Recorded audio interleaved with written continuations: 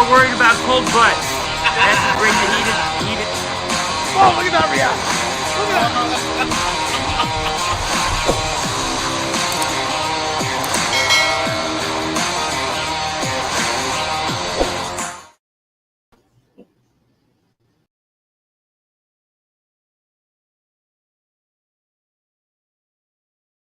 What do you say? What do you know? It's the Full Monty Sports Show.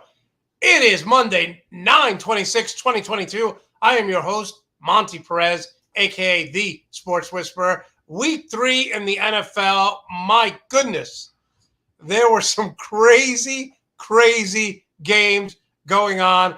I literally spent my Sunday going, what the hell is happening? Tell you how crazy it was. I do DraftKings, and it's like $1, and you pick a fantasy football team based on a salary cap.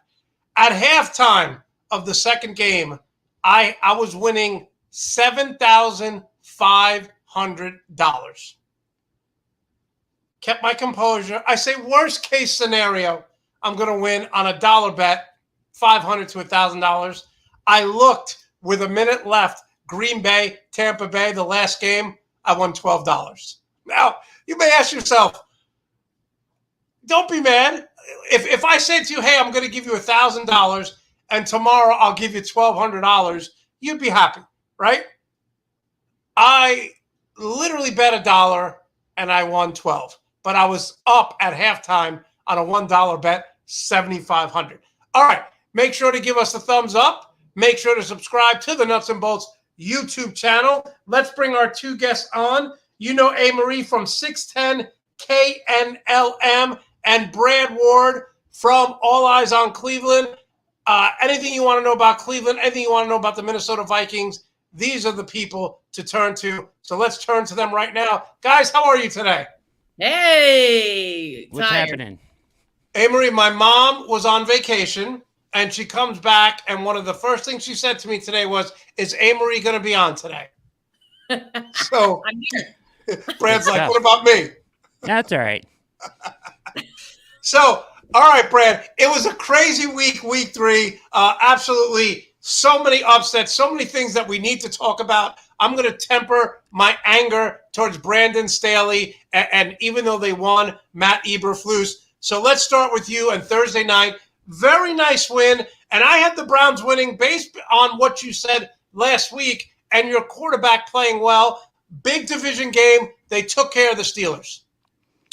Yeah, Jacoby Brissett playing way over his head, right? 92.5 PFF grade, Monty, the highest single-game score of an offensive player so far this season. Wow. For Brissett. Very efficient. Is actually throwing darts through a really nice high ball to Njoku in the end zone after looking off the safety. He's actually, it's interesting. Stefanski, I have always thought is an elite play caller, but at times it looked bad because the quarterback wouldn't execute, right, or didn't execute. And when you find Brissett just doing the right things and throwing the ball to the open guys and orchestrating this offense and the dominant run game, he looks like a genius. So really well-called game, great game plan. They wore out the front of the Steelers. Nick Chubb, 101 of 112 yards after first contact, which is incredible. I think you're seeing prime Nick Chubb. I can't imagine that he's any better than he is right now. 230 pounds of like the lightest guy you've ever seen, right? Like the jump cut he does in the middle of the field is incredible for a guy his size. I think the one thing that annoyed me, Brad, is I think I tweeted it in our room. I said, can we stop with this Kareem Hunt? Nick Chubb is on fire. Give the ball to him, and then the next play they give it to him, and he scored. It just, as a fantasy football guy, you hate to see the dual backs. You hate to see that. Yeah, it's tough for a fantasy guy, but for the Browns, it's working great. Kareem is a perfect complement to him, and they looked great offensively. Defensively, struggled in the first half, but got it together in the second half. It wasn't that hard against Mitchie. Mitchie was not impressive. They're trying to figure it out there. I don't know what Tomlin. I don't know at what point they say, like, are they going to hang around at 500? Probably. So maybe they hold off on Pickett, but they are dying to see Kenny in Pittsburgh. So I don't know what's going to happen there. But, Tomlin Tomlin came out and said he's not going to change the coordinator and he's not going to change his quarterback. yeah, not a fan of what Matt Canada does for them really either. So, Canada, the coach up there, not the country. And yeah, so he's not. I don't know. I don't know what they're doing. I'm fine with it. Good win for the Browns. Today, though, just real quickly, Myles Garrett involved in a car accident this afternoon. Oh, I heard. Single car accident, flipped his Porsche multiple times. Jesus. Him and a female passenger after practice. Walked away, though, with non-life-threatening injuries and taken to a hospital nearby, and we're waiting more information at the moment. So, wow, that is. But, I mean, they walked away. That's a good sign. Yeah, I mean, the picture is like the car is crunched. Like, it's just a good thing that they walked away. Like, seriously, it's pretty wild. So that happened at, like, 3 p.m. today. So okay, let's talk about this. Like, I just cut him from one of my teams because Pickett and Pickens had tremendous chemistry. The catch that this guy made, and I have it right here, that's the catch, similar to Odell Beckham Jr. I mean, seriously, guys, that to me is like a duplicate of Odell Beckham Jr. against Dallas on Monday night. What a great catch. I don't know. I think a lot of you saw Olave yesterday for the Saints play well. You're seeing Drake London for the Atlanta Falcons. He scored a touchdowns. They're just not getting Pickens the ball. And Amarie, I'm so concerned, and this is my theme for today, with defensive coordinators just having no clue about their quarterback or what this team needs. You saw the Pittsburgh wide receivers just shaking their heads at the missed plays that were left on the field. And they have a group of great receivers. Yes. I would have won money except for Najee Harris screwed me over. But I know that's not what we're talking about, my gambling problem. But but I don't know if it's right to put take Mitch out right now. I think Tomlin will at least give him a couple more games. I think it's too early. Like, what's going to be the difference? I don't know. What's going to be the difference? Like, a young quarterback he's going to take time for him to, get experience. He's not going to come in and all of a sudden. Yeah. It's ridiculous.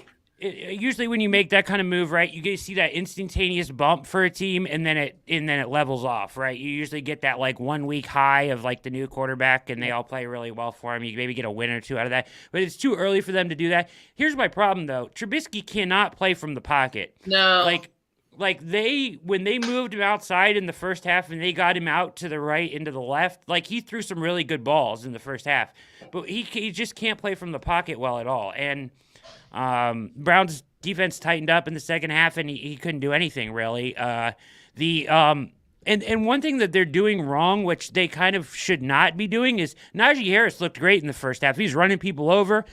They run him really well in a neutral game script, but they get behind every week, and as soon as they get behind, they completely abandon the run way too soon. Way too soon. They got to keep running with him. He is such a big part of their offense, and they are not doing anybody any favor, and they're not doing Mitch any favors when they completely bail on that. We don't have patience as sports fans. Like, we're like, okay, this game's not working. Let's next quarterback in. Like, I trust Mike Tomlin and his success as a coach. I think he knows what he's doing. Let's all calm down. I know none of us have patience between our fantasy football and our fandom. By the way, let's give Brad a big shout out. Brad does our banners every Monday night, and they're getting better and better every week. This is badass. Great job by you, Brad. Thank you so much for doing that. All right, Amarie, so my first question is, I'm following the Minnesota game. I'm following the Lions. You're going to break this game down. I call the Lions right now the Matt Campbell crybabies. Did he cry after his press conference because they lost in week 3? Like, is he at that level yet? How can they be surviving the way they're losing these games? Like, with his emotional roller coaster, how can they even be okay in that locker room after these games? It's insane. So, Amarie, he cannot close, man. He cannot close. Answer me this question. Detroit's up 3. and they kick a field goal. Minnesota really wasn't moving the ball that well. Detroit's defense was playing good. He goes for it. Instead of going for the field goal, he goes for it on 4th and 1. They don't get it. Talk about that play and how Minnesota, who I thought they would come out flying after their embarrassing loss on Monday night to the Eagles. This was a sluggish game till the 4th quarter. It was a sluggish game, but with divisional games, this is always what happens with the Lions. I'm just sure not a lot of people tune into Detroit Lions, Minnesota Vikings. Why would you? Except for maybe some of your fantasy players. I did like the play calling, and when we started getting Dalvin going for finally, we abandoned it. So I didn't understand that, and he does have a dislocated shoulder. I would not start him in fantasy next week, even though he's day to day. He's not going to get as many touches. I think it's going to be an Alexander Madison day. Just little side note for you guys. I have a question about that. Also, people can blame Kirk Cousins as he wants, but we're dropping a lot of balls. I like Kirk at noon. I think he's great. Noon, 1 o'clock, whatever time zone you're in. That's like his prime. I love someone said Kirk Cousins. He still had a good game. We still just blame everything on him. Our defense allows too many points, but we haven't allowed any points barely in the second half and 0 points in the 4th quarter. So kudos to our defense. We didn't have Harrison Smith, so we didn't have our babysitter with all of our young DBs in the back. Our defense saved us, but Kirk Cousins finally got going in the second half, which was great. And he finally realized we still have other weapons besides Justin Jefferson, which people are concerned about. I've been wanting to get Thielen and KJ Osborne incorporated in the game. So I was very happy to see Thielen finally getting some action. I was like, okay, where's my boy at? So, well, it's funny because someone said Kirk Cousins at 1 o'clock Eastern time is Joe Montana. In a playoff game on the road or on Monday night, he's Mark Sanchez. My man, I love Kirk. 1 o'clock early game. He is just on fire.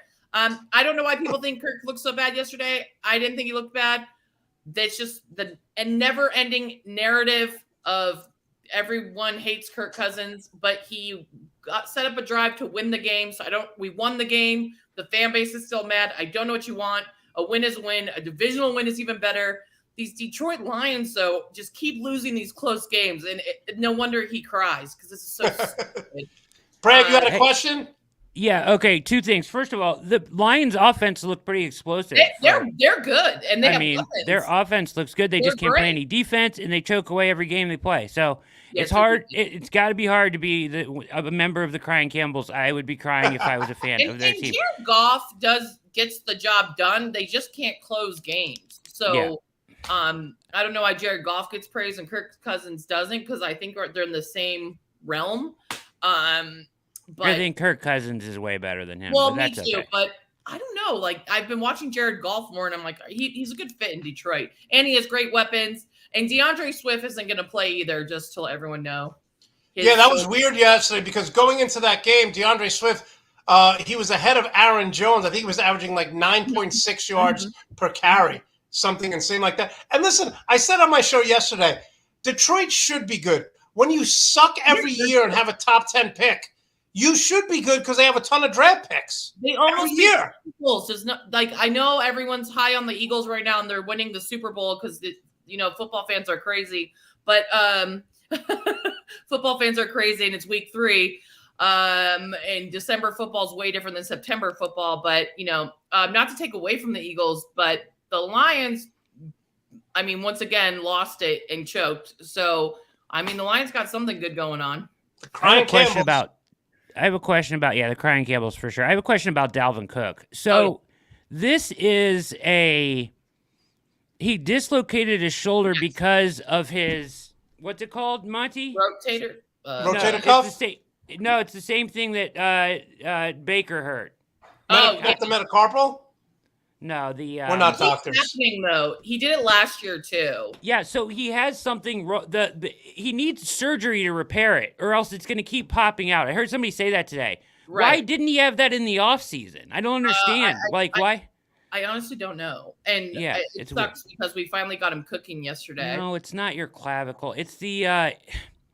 Not the collarbone. We'll figure it out. We'll find it. It's what holds it there. I'm not talking about it's not a bone. It's the So you're saying unless he gets surgery, it's going to pop out all the time. Well, Dalvin gets hurt once a year. I don't know if you guys have noticed that. He always wears this harness. He always wears this harness because the shoulder keeps popping out. But it's not something that, it's not a part of your body that grows back. You have to have surgery to fix it. I think also, yes, and I hope he does. To answer your question, Brad, I hope he does get surgery and get healthy because he's injury prone enough. I think he was excited because he's going to be more of a receiver back this year, but I mean, he's still going to get hit more than most of the offensive players. So I just wouldn't.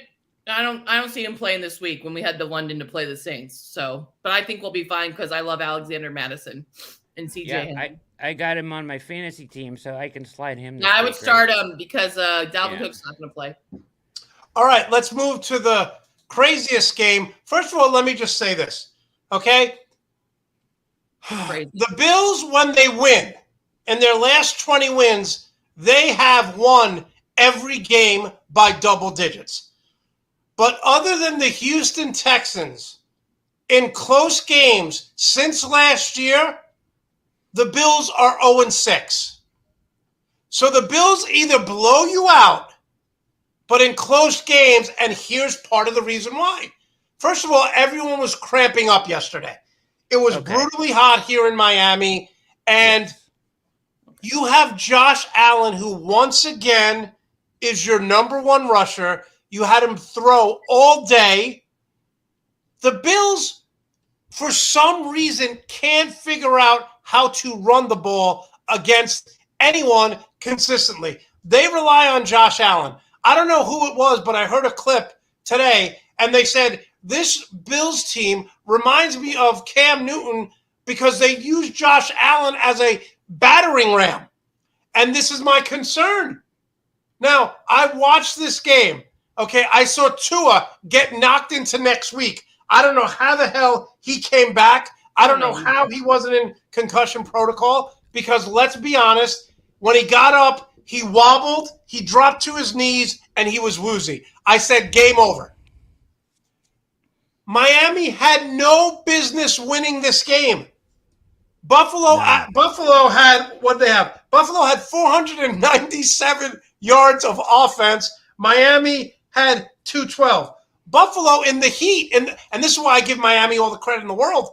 That defense was on the field. Buffalo time of possession, 42 minutes. Miami's 19-16. But 90 plays. 90 plays.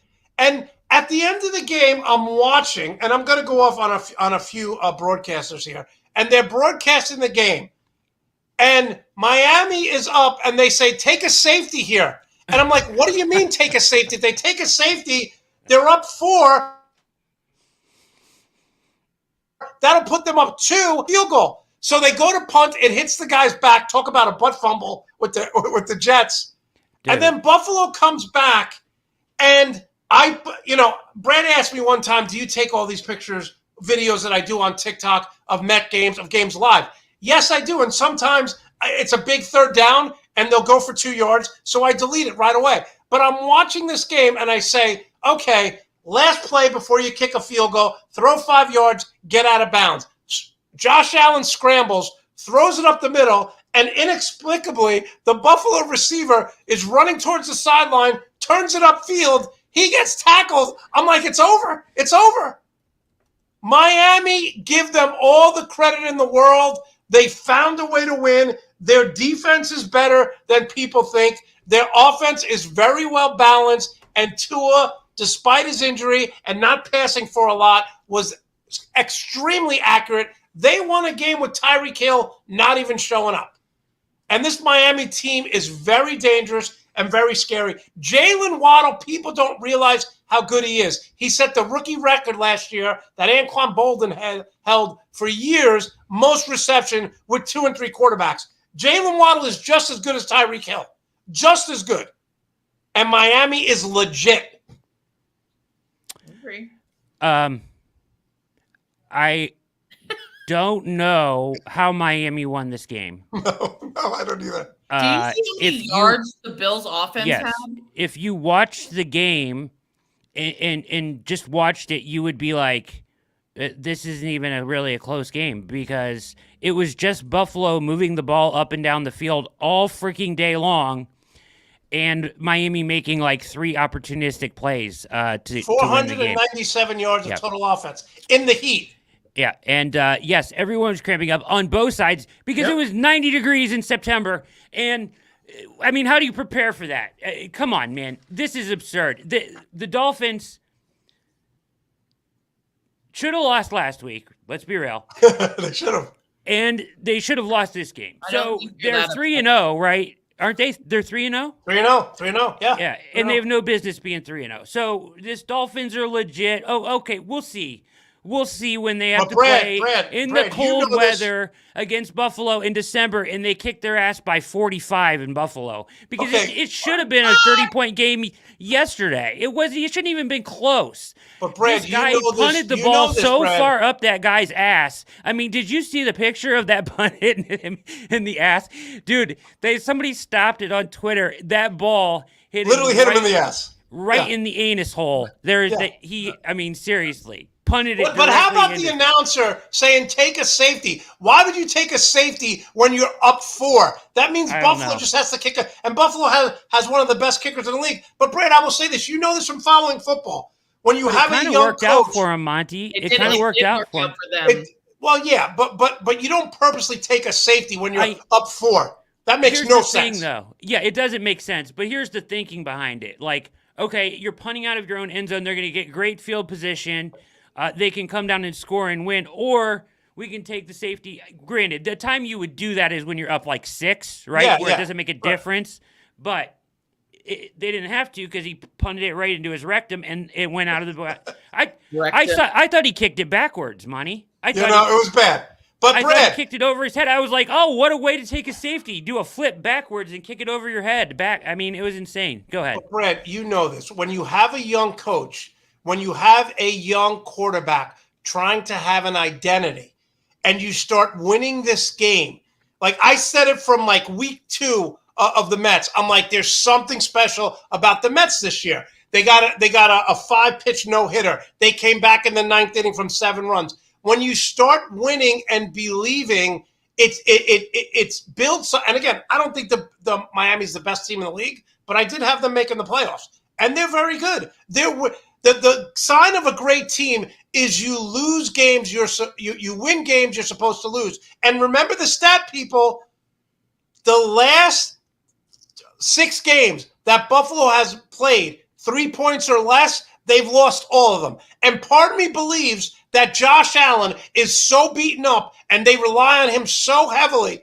Aaron Rodgers doesn't have this problem. Tom Brady doesn't have this problem. They could go to Aaron Jones. They could go to Dylan. Kirk Cousins doesn't have this problem. Their teams aren't as good as the Bills this year. But the Bills haven't established a running game since the coach has been there. Listen, man, I'm sorry. I just think the Bills are freaking unstoppable right now. And yesterday didn't prove me any better. That's a good Dolphins defense, and they kept them off the scoreboard, but it was a weird game. And there was a couple yesterday where teams one had no business winning. We'll get to the other ones. One of them is your team-in-law, that I'm sure we're going to get to here. They had no business winning that game either. But I'm just saying, the scoreboard doesn't always tell the tale, and it's week 3. Let's wait and see in the cold weather where Josh Allen is running over everybody to a Super Bowl. Bills had 4 defenders out, too, and lost one of their star defenders yesterday. Listen, their entire secondary was out. Yes. Ed Oliver was out.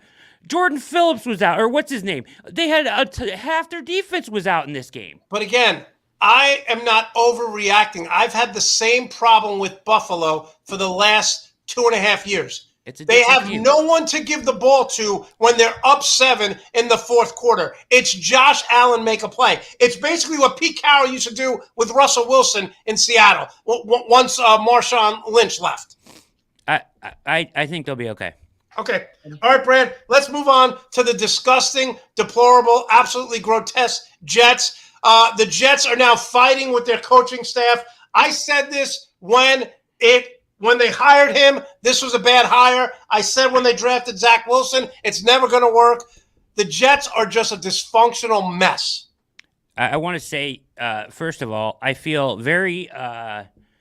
You gave me all the worst games this week, Monte. Come on, man. What's up with this? You gave me all the prison inmate games this week. Bengals, Jets, Flacco, 28 for 52.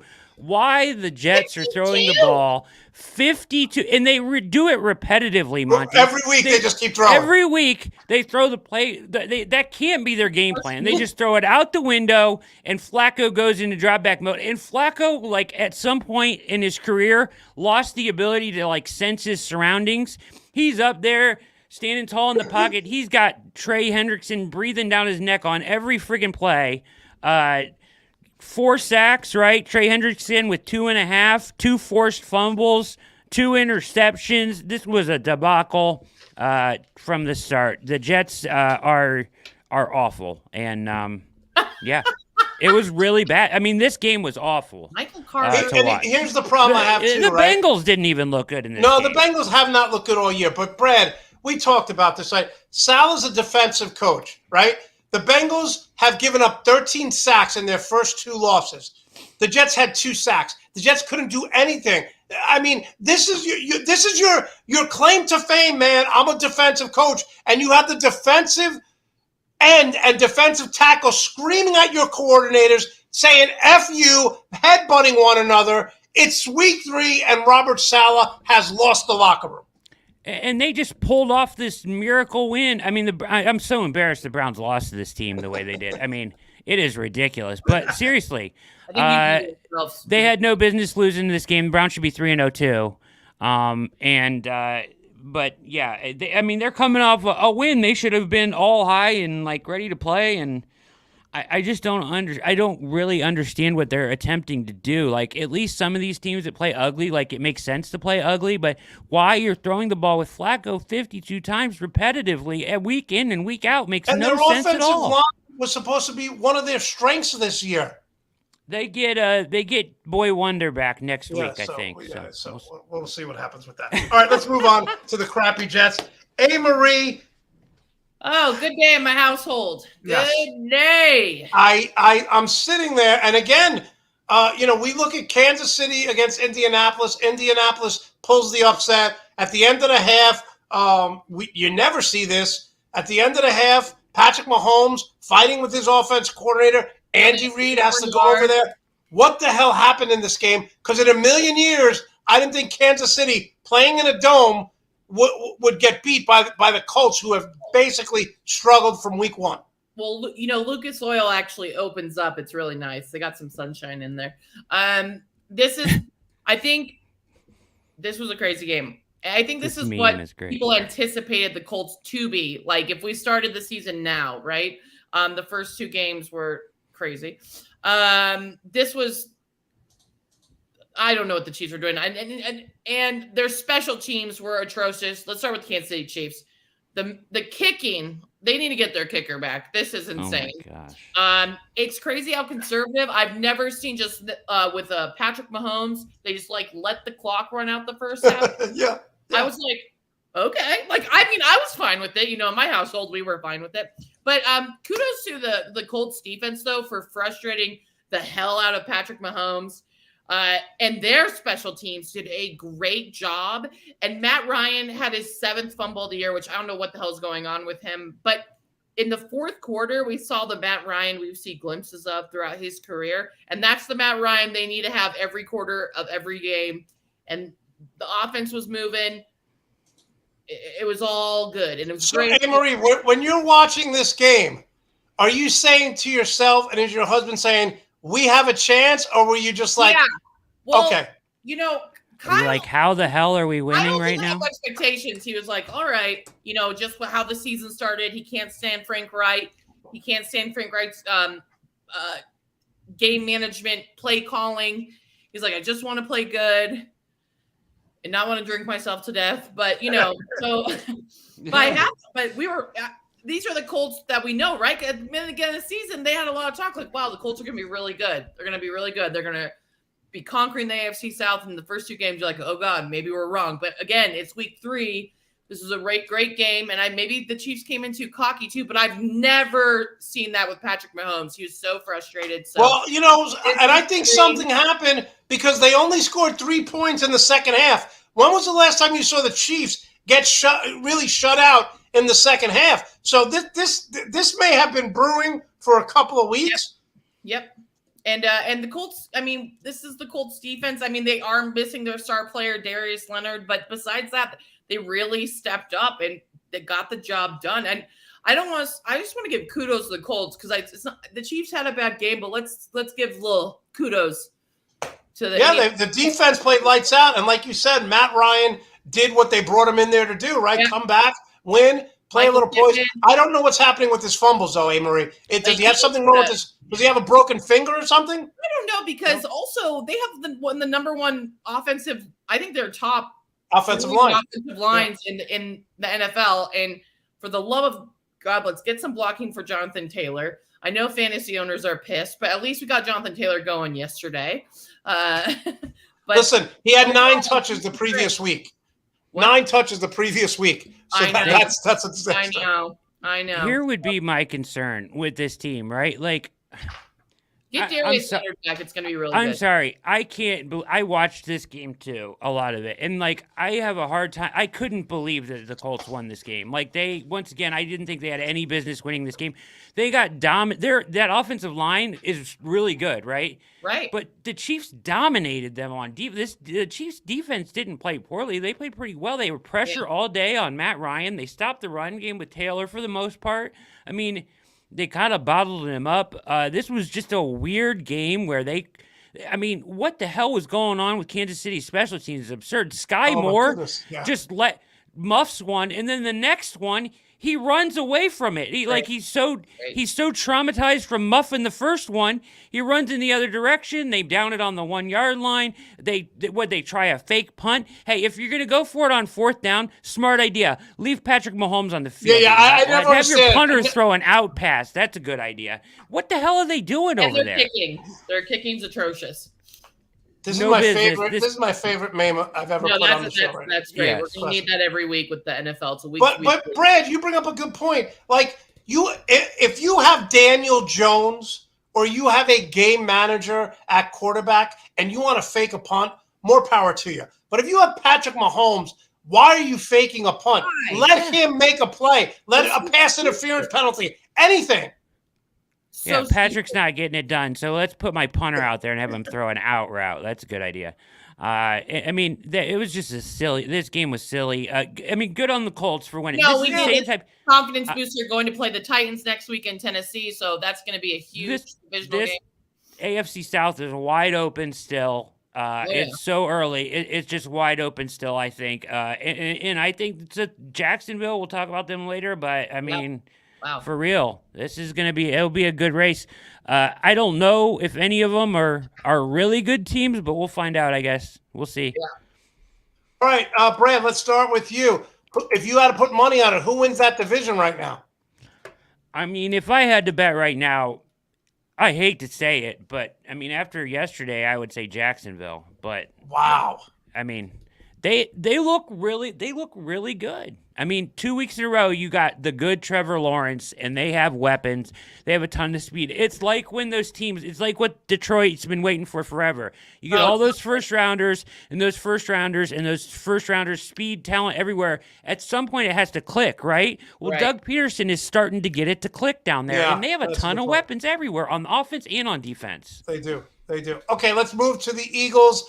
This was my surprise team. I have them winning the division. This was such a weird game because in 4 quarters, the Eagles scored 24 points in the second quarter, didn't score the rest of the game, and then Washington scored in the 4th quarter. So it wasn't like a terrible weather game, but no one scored in the first quarter and no one scored in the 3rd quarter. And that's when you make your adjustments. That's when you script your plays. So this game, Eagles won 24-8. Jalen Hurts, 340 yards, 3 TDs. Devontae Smith, 8 catches, 169 yards. A.J. Brown, 5 catches, 85 yards. I'm just going to say this right now. Everyone talks about Tyreek Hill and Jalen Waddle, especially here in Miami, which is great. But the second best wide receiver duo right now is A.J. Brown. And again, Smith had a great rookie year last year. And all those people who say that Jalen Hurts couldn't pass, well, he's the first player in the history of the NFL in his first 3 games to have over 900 passing yards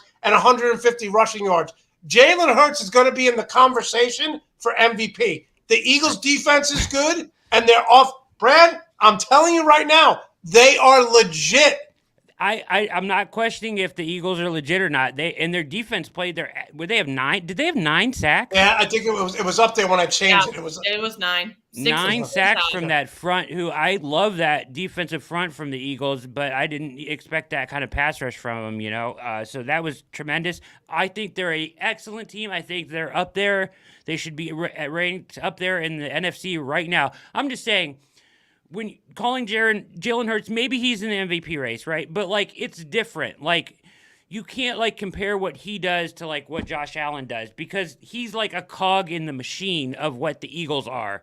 Josh Allen is the entire Bills defense, to your point earlier. But But Brad, in all fairness, he's done something that no other quarterback has ever done. He has 900. He is a dual-threat quarterback who has 2 legitimate Pro Bowl wide receivers and a damn good tight end, and they may not be first in the offensive line, but they're second. That offensive line, he's not in trouble. He's never pressured. No. He's really good. Regular season. I think they're very good. I think he's very good. I just don't think he's at the same level of a Mahomes or an Allen. Yet. If you're evaluating him as a true quarterback, he works in that offense beautifully. Perfect. Okay. Brad, 1-2 Titans beat the 0-3 Raiders. There's rumors that the Raider ownership met with Josh McDaniels after the game. Listen, I don't know why people want to always go to the Bill Belichick coaching tree because let's be honest, from Charlie Weiss, the list goes on and on. If I'm taking someone from the coaching tree, I'm taking the Mike Shanahan coaching tree, which has Matt LaFleur, his son, Sean McVay, and the list goes on and on. I'm not in any rush to hire anyone that works for Bill Belichick, Brad. I don't know. I'm a McDaniels fan, so I'm gonna reserve judgment for that later. But I get your point totally there, Monty. Maybe a little bit behind on the times of the NFL right now. When I look at this Raiders team, right, and they're close. They've been close in all these games. It's not like they're getting killed, right? But I look at the roster, and it's this is the product of what you do when you spend a lot of money on flashy players at certain positions, right, and make your roster look really nice and shiny. The Raiders do this all the time, right? Devontae Adams, you've got Derek Carr. Chandler Jones. Yep. Crosby. All these guys. But you don't build it 1 through 53. You lose close games. You lose division games. And that's what happens to the Raiders all the freaking time. You're just good enough to be right there at the end of the game, but you lose when it really matters because they're not deep enough. They're just very surface friendly, very nice to look at their starting lineups. But a real NFL team has to weather the whole storm of a 17-game season, ups and downs through the whole thing. They're trying to do a new offense out there. Hey, interesting, though, Mac freaking Hollins, 8 receptions, 158 yards and a touchdown in case you need him. I mean, holy crap. Where did this guy come from, right? But, yeah, I don't know. I'm not a believer in the Raiders. They look really good on the surface, but they just don't construct a roster properly, I don't think. Brad, that is one of the – seriously, and I'm saying this in all seriousness, it's one of the smartest things I've ever heard you say because there are losing organizations. The Mets have done this for years. The Knicks have done this for years. The Knicks gave away so much for Carmelo Anthony. All it got them was one playoff series win.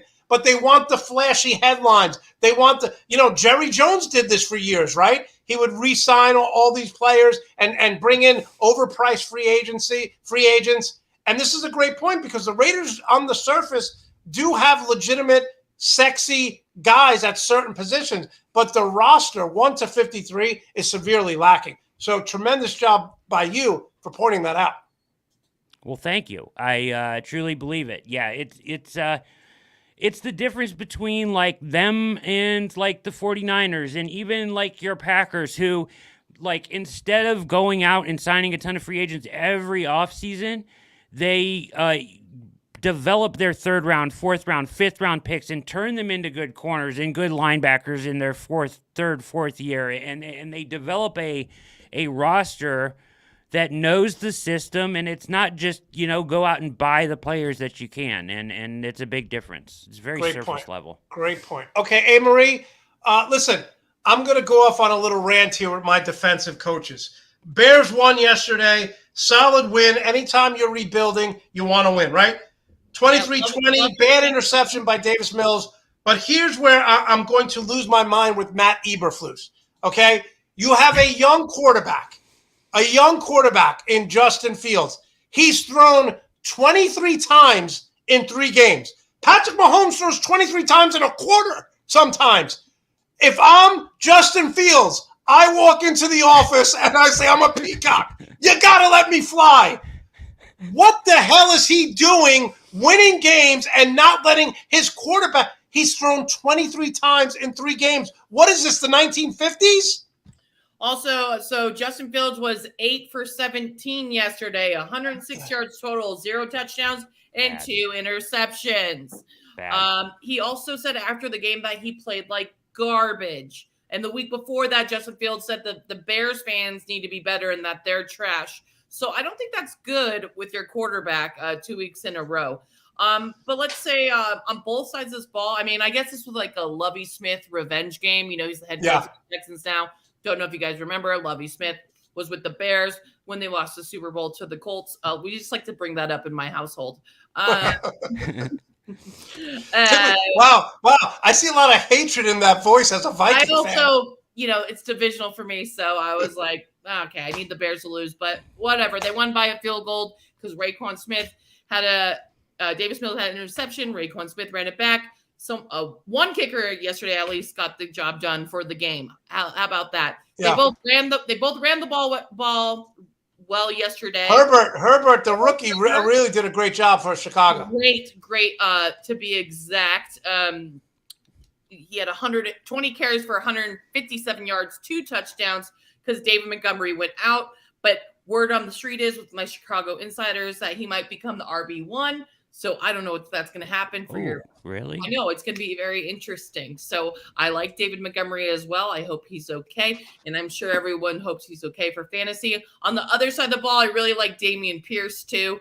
I think he's a good, great running back on a trash team. But I will say this though: Houston does play competitive. They haven't gotten blown out yet. They do, and they have Brandon Cooks and.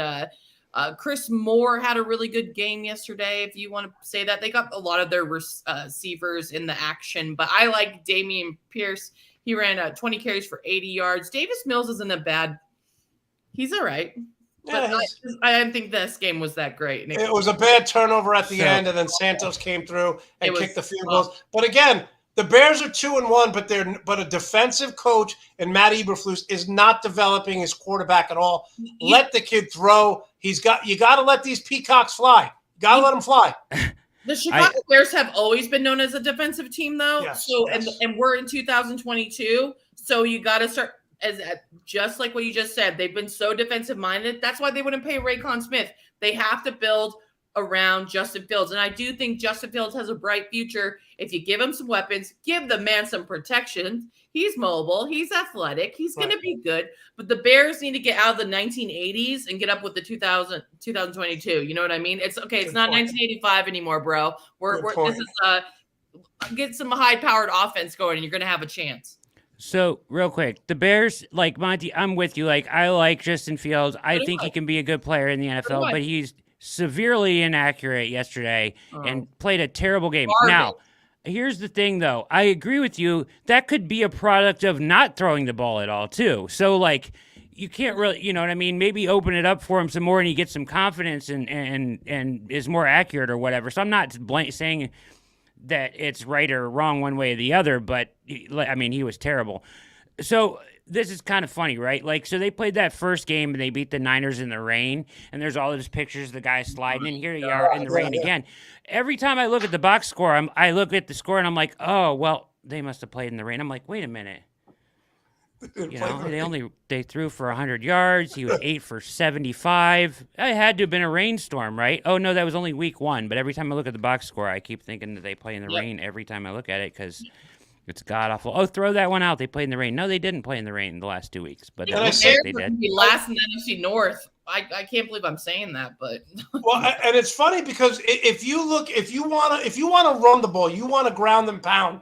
The best thing to do is come out first down, play action, because if you're worried about your quarterback, the defense is going to be there. It gives him lanes to see. Usually wide receivers are open on a first down play. I said this a few weeks ago. Marcus Mariota is like, it's not even close when he throws on first down. His completion percentage is like 80%. The next guy is like 65% because everyone expects the teams that he's been on to run the ball. All right, Brad, now explain this to me.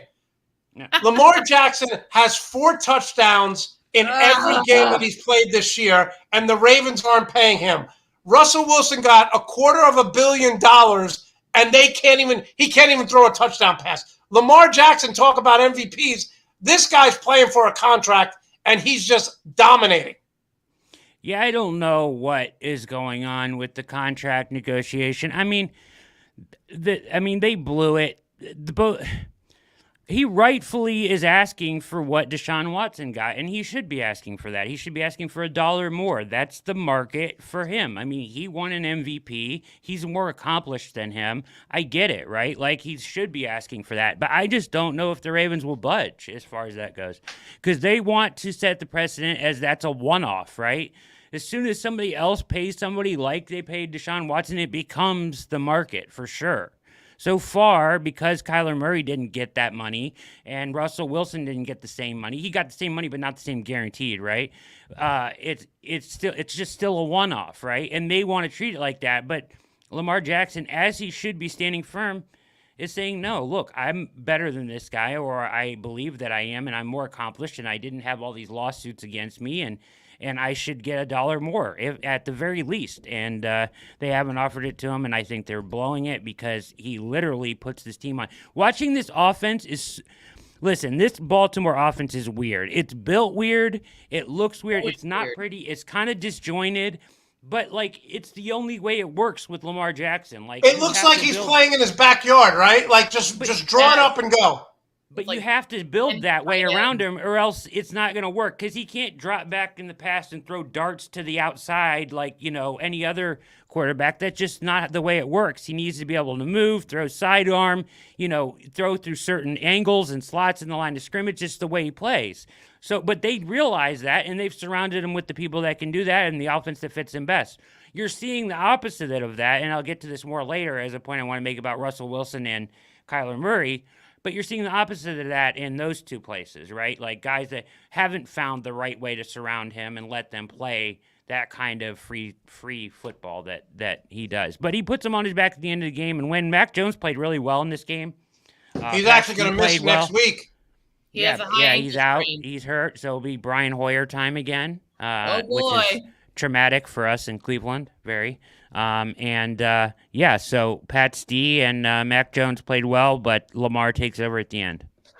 Yeah, listen, he's been phenomenal, Lamar Jackson, even in the loss to the Miami Dolphins. Again, he's had 4 touchdowns every game. Talking with Amarie, you can find her on 610 KNML, and also Brad Ward, All Eyes on Cleveland. When we come back, I'm going to get some water. I'm going to calm down because we're going to break down the Jacksonville Jaguars and Brandon Staley. And Brad and I may disagree, but I went back and looked, so maybe he agrees with me now, on when exactly I told Charger fans that Brandon Staley was not an NFL coach. You're watching the full Monte Sports Show live on YouTube. Make sure to give us a thumbs up and make sure to like and subscribe.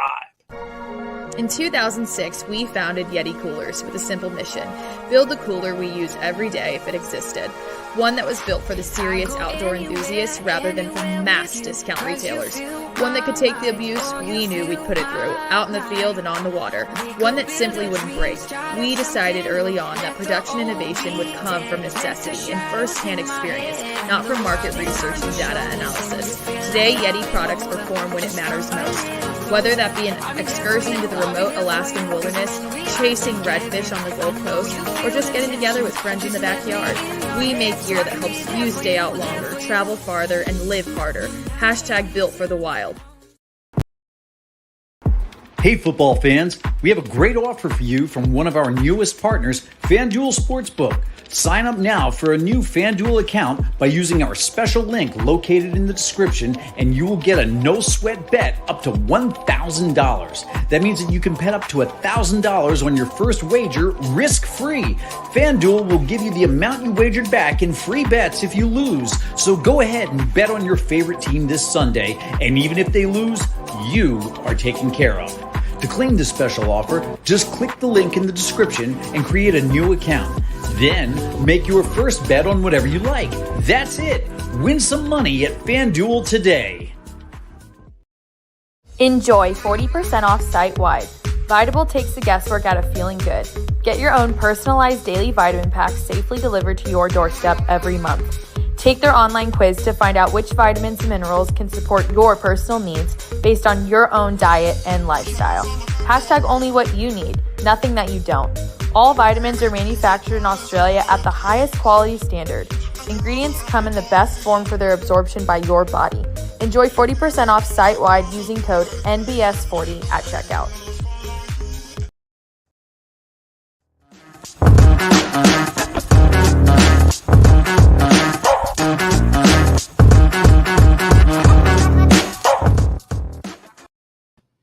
So, Brad, I'm a good host. I kind of sense that what you just wrote me. We'll keep that to ourselves. So we're good to go.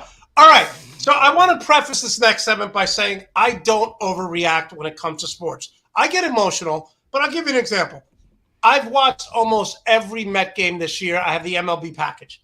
And when the Mets lose, I don't look at it like they suck. It's over. I'm not a fanboy.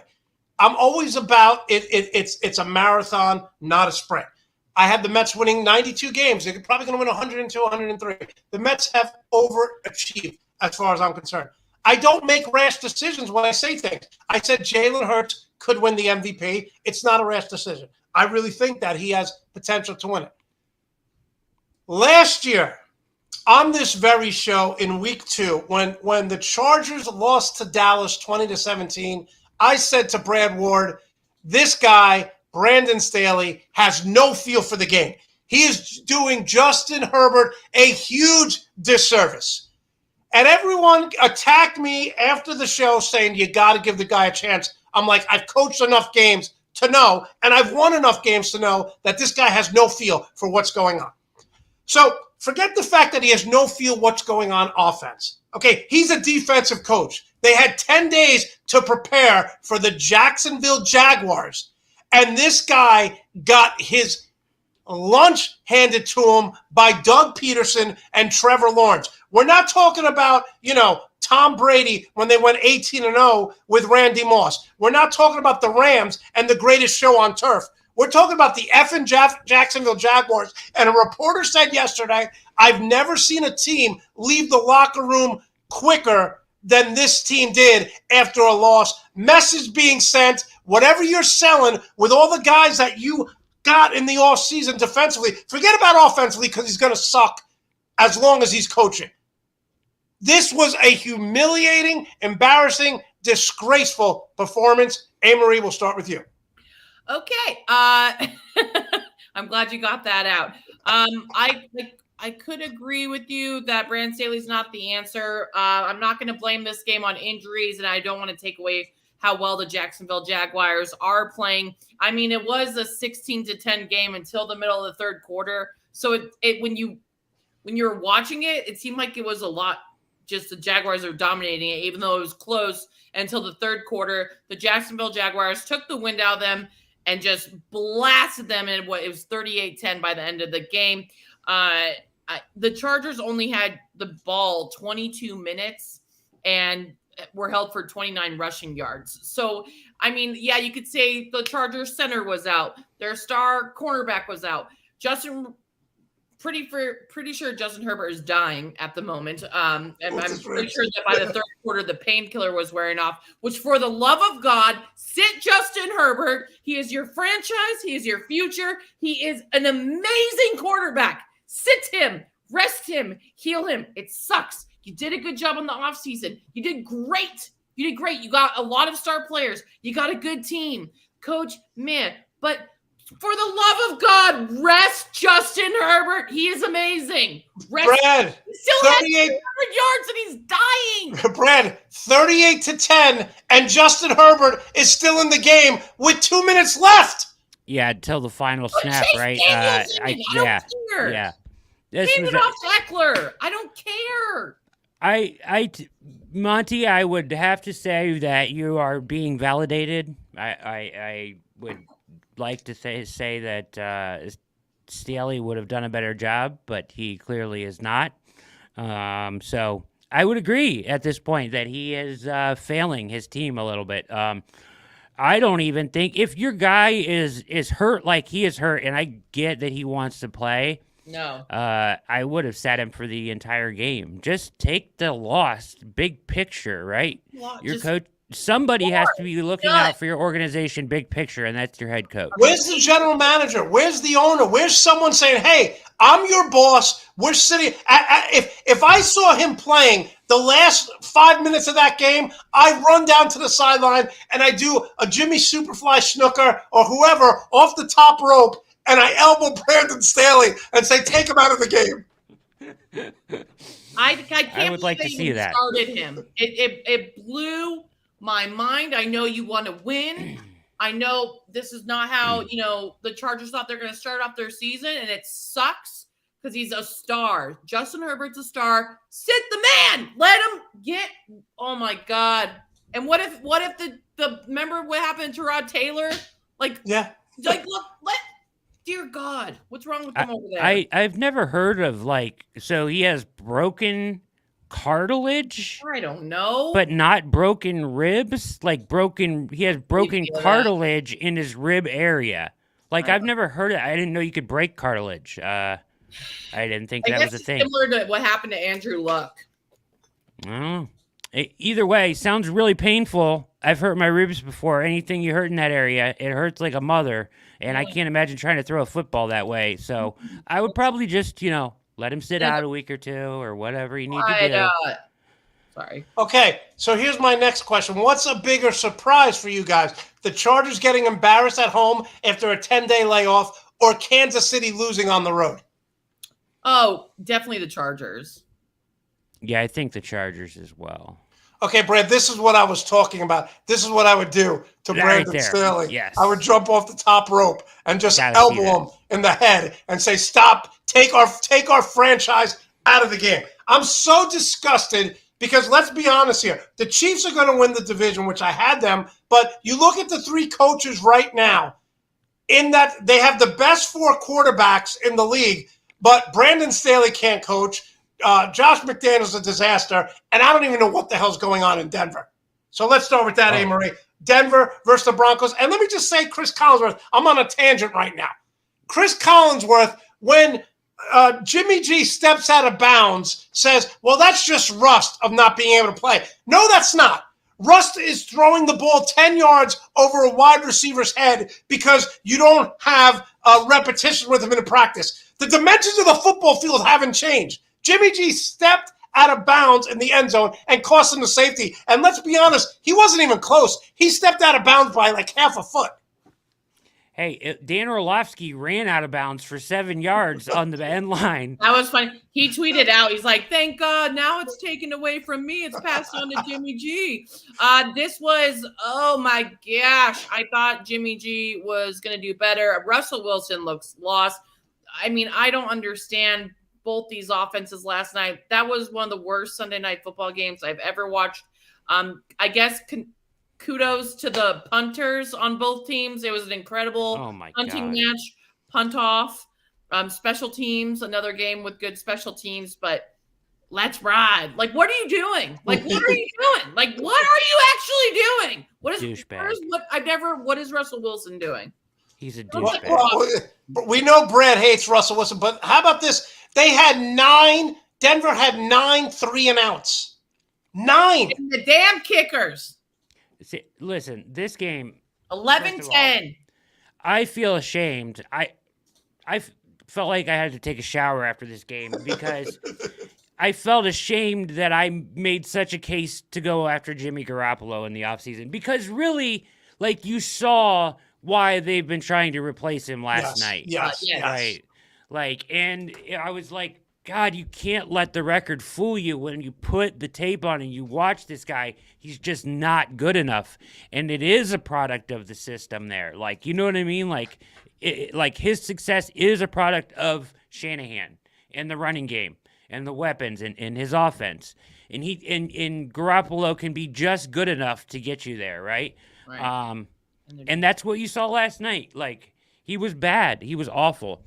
And I don't know what they're going to do. San Francisco has to figure it out. They'll be okay. I think Shanahan's smart enough to figure it out. And Denver has a really good defense. Like, Denver's defense is beastly, like, really good. And so is San Francisco. But here's the thing with Denver, and here's the thing with Russ Wilson. And I was thinking about this today because I heard somebody talking about, when they went into the 2-minute drill, right, like, all of a sudden it was Russ magic again. And I'm like, okay, yeah, but all right, whatever. Okay, and he drove down the field. And then I was thinking about Kyler Murray, and somebody was saying, like, the same thing about him. And I'm like, okay, what do these guys have in common? They're both short, right? And they both are in offenses that really don't, like, they have to find a way. Like, they're in a structured offense that they want to run, right? But none of the structure that they have, at least in Denver for sure, and I feel the same way about what's going on in their struggles with the Cardinals, is that, like, they're not leaning into that, right? They're not leaning into the ability of these guys to, like, freelance and play. And they're also short. Like, so, like, Hackett wants to throw the ball over the middle and low, and all the balls are getting batted down, and they're keeping Russell Wilson in the pocket. And if they do the same thing with Kyler Murray, he struggles too. So you have to find a way to, instead of sticking like a round peg in a square hole or whichever way it goes, right? Yeah. You know what I'm trying to say. Fit the offense to your quarterback. Don't fit the quarterback into your offense. How 100%. Many times do we see this? Why isn't he taking control, Russell Wilson? Usually, I don't know. Confidence. Listen, I think he's lost a step because he does not look the same getting outside of the pocket or making plays as he's ever done. But one thing you're noticing is he is at his best when he can throw to the outside and really put the ball out. Like, he's a good passer down the field. Everything in Hackett's offense is underneath and dives and short.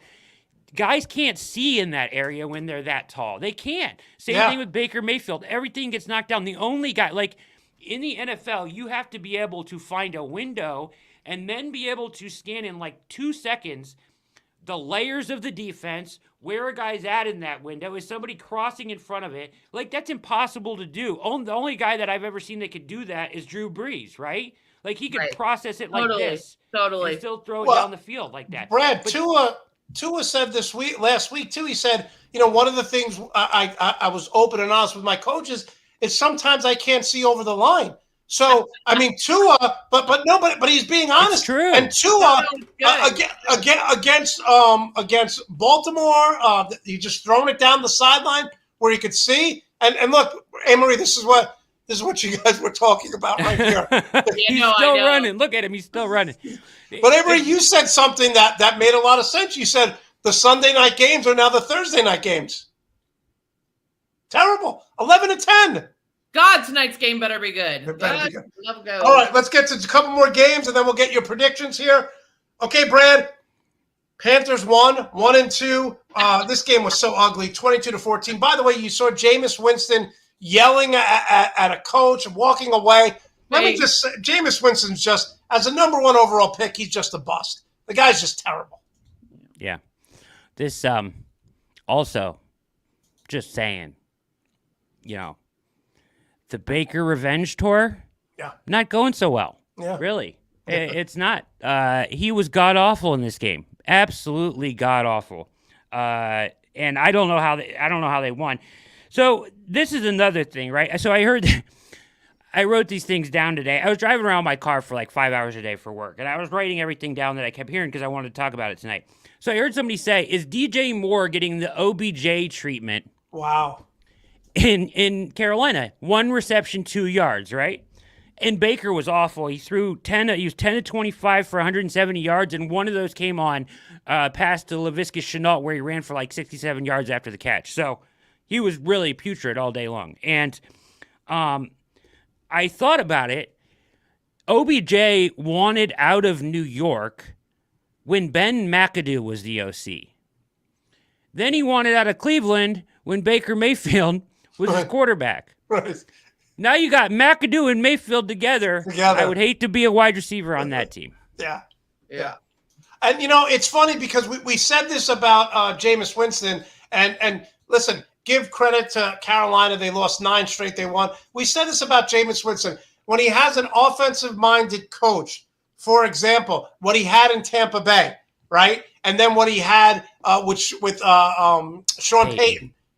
He may turn the ball over, but he made plays. He looked like a serviceable quarterback, but he just looks lost. And then the offensive coordinator is talking to him. He gets up. He walks away, showing him up. Listen, you could do that if you're Tom Brady and you got 7 Super Bowls. Dude, you haven't won a goddamn thing. Yeah. You haven't won a goddamn thing, Jameis. You're terrible. It's ugly to watch. This offense has playmakers. Good for Chris Olave, the rookie, had a big game yesterday. Michael Thomas has a couple touchdowns on the year. Alvin Kamara is trash. He's trash now? Is this what's happening? I don't understand what they're doing. And again, this was the frustration and the concern that everyone who follows football has, going from an offensive mind like Peyton to a defensive-minded coach in Dennis Allen, and this is the product of it. You lose to Carolina. Well, they have Andy Dalton as their backup, so, I mean, they're going to be just fine. All right, so Kyler Murray came out and had a phenomenal comeback against the Raiders, Amarie, and then they lose to the Rams. But I got to tell you, there's something not right about this Rams team. I don't know if it's a Super Bowl hangover. I don't know if McVay took the offseason off because it almost seems like teams know exactly what they're running. They ran a nice little play to Cooper Kupp, which I've seen them run, although it was his first touchdown last year. But it looks like this offense looks stagnant to me in LA. Here's what I think's going on here. Honestly. I can't wait. Here's what I think's going on. They are playing this just right. When you are the Super Bowl champs, remember all the years the Patriots would win and go back every year. They would start off slow. They would take their time. They would stay out of the limelight and then come on strong at the end of the year. That's what McVay's doing. He's not rushing them. He's letting them find an identity. They're out of the limelight. They may struggle here early, but they will be there in the end with your Eagles. I guarantee. I like it. Wow, Brad, that's a nice take. That's a very nice take. Very nice take. I trust Sean McVay too, and his tree. Definitely. And I think Matthew Stafford is fine. His elbow's fine. Everything's fine. They have the. I thought he looked better yesterday. Defense, it's fine. Everything's fine. So I said on the show yesterday, I said, take Cordarrelle Patterson in your fantasy football game. Had 141 yards. Thank God I have him. And I said, take Kyle Pitts. I said they're going to target this guy in the first half, and they did. Marcus Mariota, in his first 9 passes, completed over 20 yards in each of them.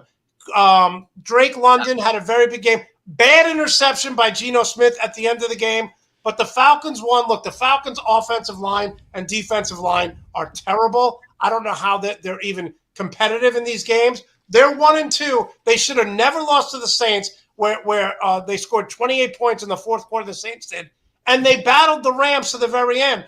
So even though I do not like the coach, the Atlanta Falcons are actually playing pretty competitive football for a team that no one gave any credit to. Yeah, this game was secretly exciting, right? Yes. It looked like an awful game, but if you watched it was super exciting because these offenses are exciting. Geno Smith is not, he's not great, but he's either going to throw it downfield in a turnover-worthy play or he's going to throw it downfield in a huge chunk play. It's the same thing on the Falcons, right? They're both very explosive offenses, and so it's a lot of fun to watch that way. The Falcons are very competitive, and their offense is a lot of fun to watch. It's creative. It's and they push the ball down the field, and they've got a lot of weapons. So it's Cleveland and Atlanta in a week. So it's interesting. We'll see how that game goes. Should be good. Should be fun. All right. So last week I was 3-0 in the 2 Monday night games and the Thursday night game. I took the Eagles. You guys took the Vikings. Good for you, Monte. You guys took the Vikings. Hey, wait a minute. Why are we skipping your team?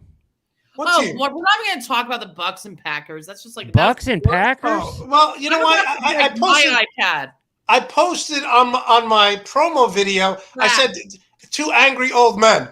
Aaron Rodgers looked terrible. Okay, here's what I will say about that. He didn't look that bad. So no, let me tell you why. So Aaron Rodgers is coming in. He's hitting the young wide receivers, throwing the ball all over the field. Then what happens? The young wide receiver fumbles the ball.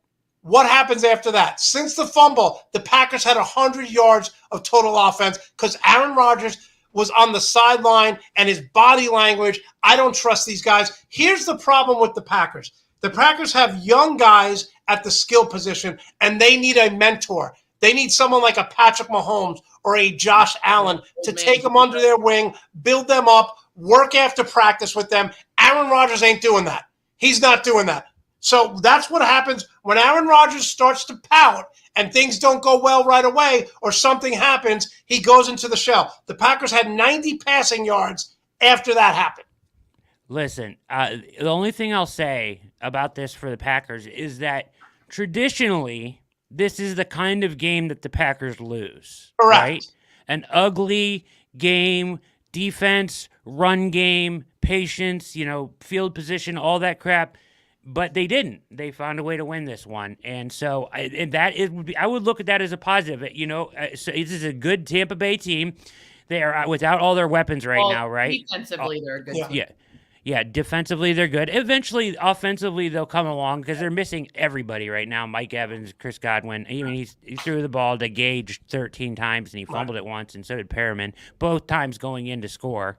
But either way, I think eventually both these teams are around in the playoffs. I think that this was just kind of a stalemate here, but good on the Green Bay defense for finding a way to win this game. Yeah, and ultimately, go ahead. I'm sorry. I'm talking too much. But Brady had them set up to tie the game, but he doesn't get the snap off in time. They are totally playing the pass on that 2-point conversion, and he checks out to the run and has dude there to for the handoff to run right in the freaking end zone, and he doesn't get the snap off in time. He's begging the center to snap it, and he doesn't get it off in time.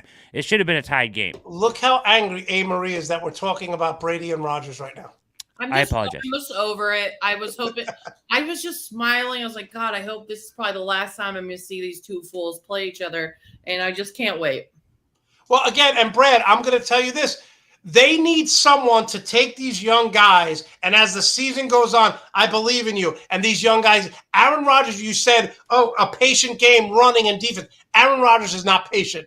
Aaron Rodgers, so when they play teams like the Minnesota Vikings who could score, they're in deep trouble. Yes. The ayahuasca changed his perspective, Monty. Come on. He's patient now. Yeah. And he's probably tripping right now. So that's, neither here nor there. Okay, let's talk about the Monday night matchup here. Listen, Jerry Jones, I don't understand this guy. He comes out this week and says he does want a quarterback controversy with Cooper Rush and Dak Prescott. And this is what he said 2 weeks before the season started. We rely on Zeke. The offense has to run through him. Is Jerry reading this stat backwards here? Because look at Ezekiel's production over the last 6 years. In 2016, 108.7. Now it's 52. So why would you run your offense through Ezekiel Elliott? I actually like Tony Pollard better too. But anyway, Jerry Jones is smoking probably whatever Aaron Rodgers is smoking, and he's lost his damn mind. I mean, this is ridiculous. I mean, it's ridiculous. And it's Cooper Rush time tonight against the Daniel Jones. Daniel Jones is 0-9 in prime time. I like to say that because people like to give my quarterback such a hard time, but you never hear that with Daniel Jones. He's 0-9 in prime time. Come on, there's a first for everything. Big Blue tonight, baby. It's a white. I'm taking Big Blue too. He's breaking the streak. Oh, he's breaking the streak tonight. Oh, it's a whiteout. It's a whiteout. Did you hear that? Yeah. So wait, we're all taking the Giants. Oh yeah, Giants. Giants big tonight. I like them for 3-0. Who would have thought it? Jabril Peppers. I love it. He'll be all over the field tonight. Let's go. I don't like when we all pick the same team. I almost want to go the other way because statistically that doesn't work. All right, huge Thursday night game. Sorry, Greg. Huge Thursday night game, Brad. It is Miami and a short week coming off an emotional roller coaster win. Tua is not in concussion protocol. I don't know what they're giving him, but he was so woozy. They take on the Bengals. Who wins that game? I got the Bengals, actually. I think they bounce back and look good in this game and beat them. Hey, you know what? It's in Cincinnati, right? Yes. Yeah, I got the Bengals at home. And then just FYI, NFLPA is investigating what went on here with Tua. Like, he clearly was concussed. He took 3 steps, wobbled. He looked like a bobblehead, fell down again. I mean, that's not a back injury. They're trying to say it's a bacchiotomy, right? That he needs or something like that. He clearly was concussed. They didn't do their jobs, and they put him back out on the field to try to win the game. Now, I did hear Chris Sims talking about this and say that, like, as a quarterback, you basically can fake that. There's a baseline. You know, they ask you dumb questions like, who's the president and what day it is it? And he was like, well, it's Sunday. You know, I'm playing football, and the president's the president, so they let me back out there and play. So I don't know. I guess they're supposed to be taking it more seriously, but NFLPA is looking into things there in Miami. I think they put him back out there. I saw it, and I said to myself, he's out. He looked like he got a prize fighter getting knocked out, trying to stand up. I'm like, there's no way this guy's coming back. No way. I said, game's over. Game's over. Yeah, I'll take the Bengals, though. Okay, so Andrea, I don't know if you guys ever seen the Mike Tyson video when Mike Tyson goes, I broke my back. And then Jim Gray goes, what do you mean? You broke your vertebrae? He goes, I don't know, spinal. And it was like, that's what he said. It's if YouTube, Jim Gray, Mike Tyson, spinal, because that was his answer. Okay, Amarie, Bengals or the Dolphins? I liked how Joey B pulled a Aaron Rodgers little bit and was like, everyone needs to relax, everyone needs to calm down. I do think the Dolphins are good, but I'm going with Brad on this one. I'm taking the Bengals at home. I think that's the Dolphins are hungover, the Bengals are gonna get it together, and Jamar Chase, you better do something. I swear to God. Jamar Chase is killing me in fantasy right now. Okay, I am taking the Dolphins to win that one. So if the Dolphins win that game, I go up 2 early on in the season because I think the Dolphins' speed, you cannot prepare for that. And I will say this, even though I won $12 on DraftKings, I won 3 of my fantasy footballs, and no one cares about it. I lost my one game by 0.3 because I had Justin Herbert in the game. I lost by 0.3. How did we get down by 1? Remind me. I'm just curious. You guys had Minnesota, and I took the Eagles last week. Ooh. Sorry, Brad. That's okay. I forgive you. All right, Brad, how can we follow you? How can we support you? I don't often listen to your show live, but it's my perfect workout. I listen to it at the gym, so I appreciate every time you put it in the chat room, and I check it out. So when's your next one dropping? It should be tomorrow. Okay. Yeah. So who's your guest? I don't know if I'm efforting a guest tonight. Okay. So maybe tomorrow, maybe on Wednesday. But I'm going to re-look at the Browns' schedule for the next 11 games now that we're 3 weeks in because a lot has changed. So we're going to re-look at, like the Patriots and the Chargers and things like that and their state of where they are at as we look at what the Browns will be when they get to Deshaun Watson time. Brad, my final question is if the Browns are in first place, my friend Bill Tech, if the Browns are in first place and your quarterback keeps playing well, is it an automatic that Deshaun Watson starts the first game back? If you invested $250 million on something, would you not use it? Well, I don't know. The Denver Broncos aren't using Russell Wilson the right way. Well, they're not using him the right way. I'm just saying they're going to. I think that Jimmy Haslam would probably have an aneurysm if they didn't play the $250 million quarterback that he acquired. Okay, Amarie, one more question. My friend Bill Monte, do you still think the Vikings win the NFC North? Yes, I do. Amarie, do you think the Vikings are winning it? Of course. Can everyone calm down with, because it's primetime Monday night? Get over yourselves. Oh, my God. This is so ridiculous. I can't stand fans, including myself, okay? You should have seen me yesterday, but I was exhausted. But it is week 3 of the NFL. Week 3. The Vikings are a good team. The only thing I may go back on, and we didn't mention it, is Slater is now out for the Chargers. He has a torn bicep, the offensive lineman. He's out for the year. So my only prediction that I'm not sure of is, do the Chargers make the playoffs at this point? Because they're when the reporters say they've never seen a group of guys leave a locker room, they're fed up with their coach. They're fed up with whatever he's selling. It ain't. They're not buying. A lot of football left, guys. Let's calm it down. All right, guys. I will see you next week. Amarie, how can people follow you, listen to you, support you? Follow me right on here at Part Time Bro on all the social media. You can listen to me on KNNML, the Sports Animal, every morning, Monday through Friday, and Saturday mornings. Also, I just want to throw this out. I know none of you are probably in New Mexico, but I'm doing the most random comedy gig this Saturday, Monty, and I had to tell you about it because I know you've dipped in comedy. I have done the weirdest sets at the weirdest places, but Mobile One is hosting, they're going all along Route 66 and hosting events at small businesses. I am going to be headlining a corn dog eating contest. What? Nice. Middle of college football. I have to do a set about corn dogs. I have to do 30 minutes of jokes about corn dogs. And I guess the world, so someone's going to try to break the world record. Then I do comedy. I'm headlining the event.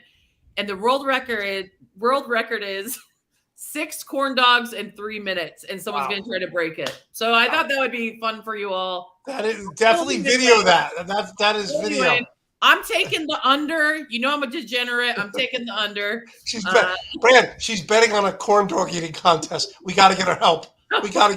I'll let you know how it goes next show. I'll tell you real quick, 30 seconds. The last show I did was at in Beverly Hills, and this guy Harry Basil, who wrote for Rodney Dangerfield, wrote all his movies, right? So Harry Basil's performing. He's like, I want you to open up for me. So I go in, open up, do a great set. He goes on, does a set, and then we didn't know this. Tim Allen, this was like in 2016. Tim Allen comes out at the Laugh Factory in Hollywood, and Tim Allen's up there, and I'm looking at him, and he's just bitching and complaining. And I'm like, and the reason why I bring this up is he was just complaining about everything, like just grumpy old men. And then he looks at his watch and he says, how much longer do I have to do this crap?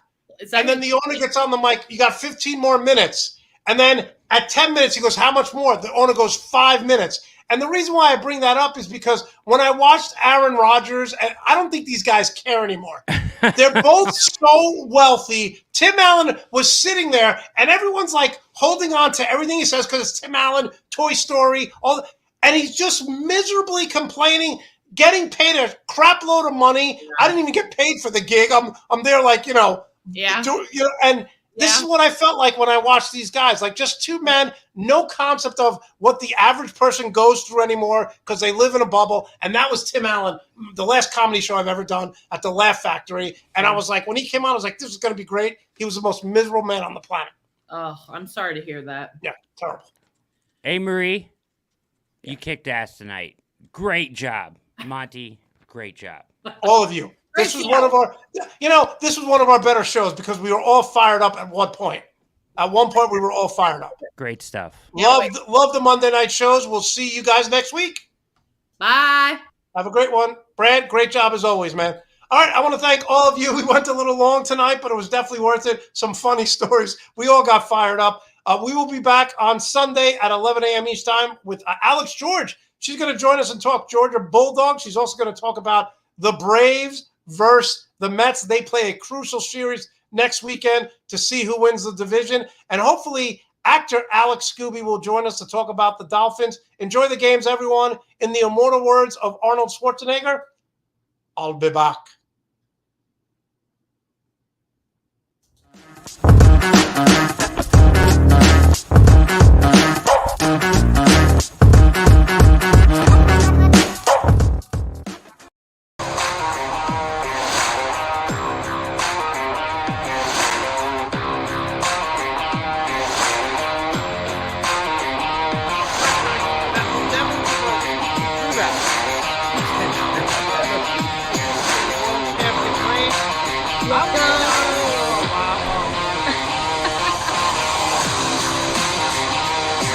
They were worried about cold butts.